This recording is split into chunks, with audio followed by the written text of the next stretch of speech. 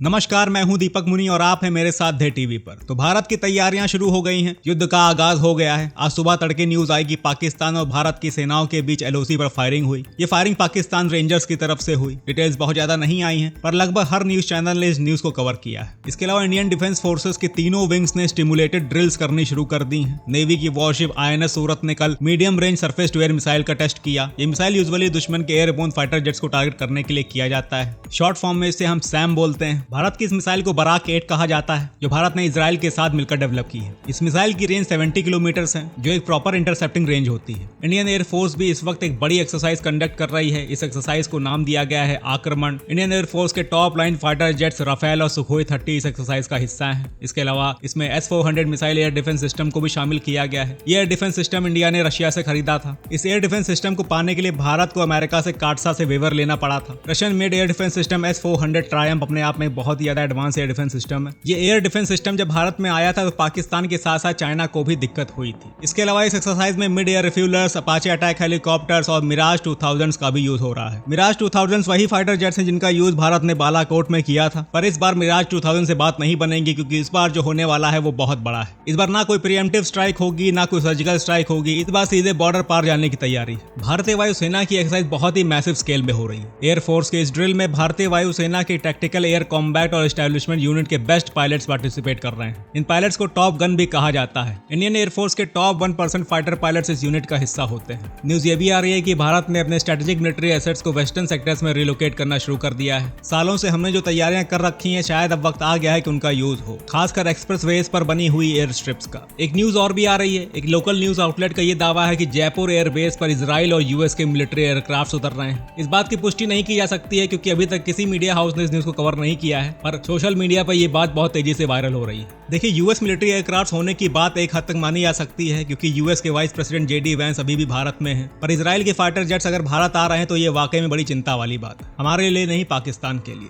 क्योंकि इनके पायलट्स भी सनकी हैं और इनके लीडर जो हैं उनको तो आप अच्छे से पहचानते ही। बहरहाल मुझे नहीं लगता कि ऐसा कुछ हुआ है। US मिलिट्री एयरक्राफ्ट के होने की बात एक हद तक लॉजिकल लगती भी है, पर इजराइल के एयरक्राफ्ट हों ये मुझे नहीं लगता कि पॉसिबल। जो भी है, जैसा भी है, मैं जल्दी ही अपडेट्स के साथ फिर से मिलूंगा। तब तक के लिए जय हिंद।